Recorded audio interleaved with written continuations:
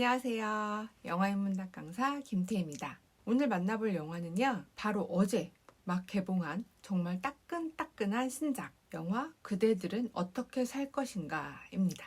사실 저는 이 영화를 진작에 예매해놨었는데요. 정말 아무런 정보 없이 그냥 제목 하나만 보고 너무 마음에 들어서 선택한 영화였습니다.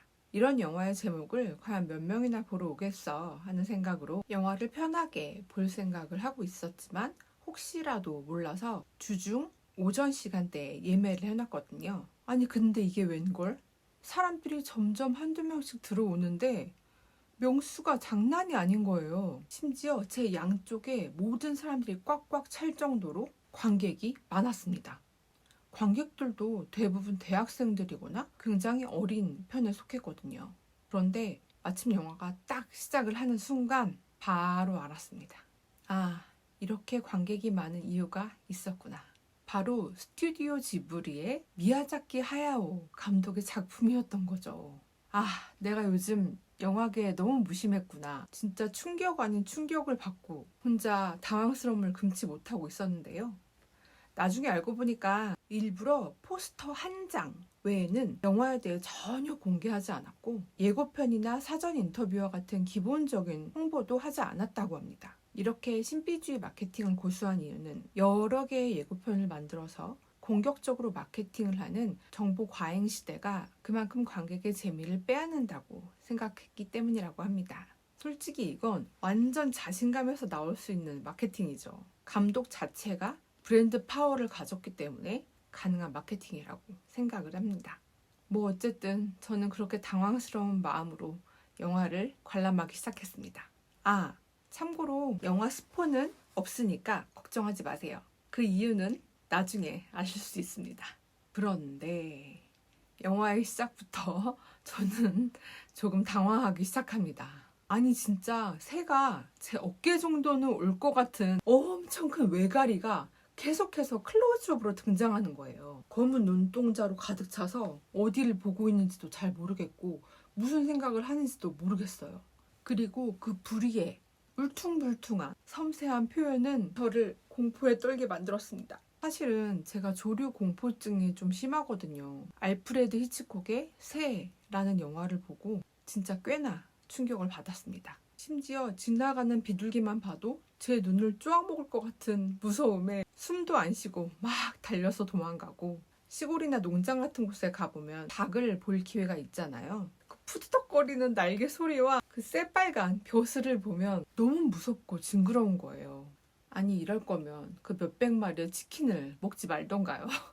아무튼 제가 그 정도로 새를 무서워하는 사람인데 외가리도 참기 힘들었는데 새가 계속 나오기 시작하는 거예요. 그렇게 제 정신은 혼미해져만 갔고, 그래서 새가 나오는 동안만 잠깐 눈을 감고 있기로 했습니다. 그런데 이렇게 했더니 또 장점이 목소리가 너무 잘 들리는 거죠. 외가리를 연기하는 성우분이 너무 연기를 맛깔나게 재밌게 하시는 거예요. 나중에 알고 보니 스다 마사키라는 분이셨는데요. 역시나 배우로 활동하시는 분이셨습니다. 아무튼 영화에서 계속해서 새가 나오고 그렇게 제 눈이 감고 있는 시간이 길어지면서 정말 그러면 안 되는데 자꾸 잠이 오기 시작한 거예요.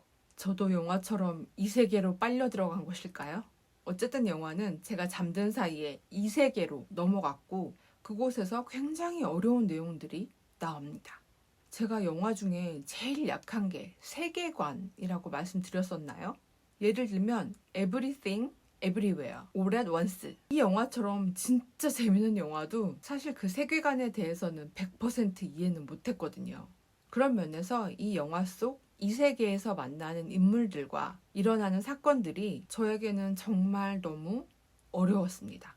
제가 중간에 졸지 않았더라도 솔직히 이해 못했을 거예요. 제가 왜 스포를 못하는지 아시겠죠? 지브리 역대 최고 제작비를 들이고 더군다나 영화 음악은 많은 명곡을 만들어낸 이사이 시조가 담당을 하기도 해서 정말 역대급 작품인 건 맞거든요.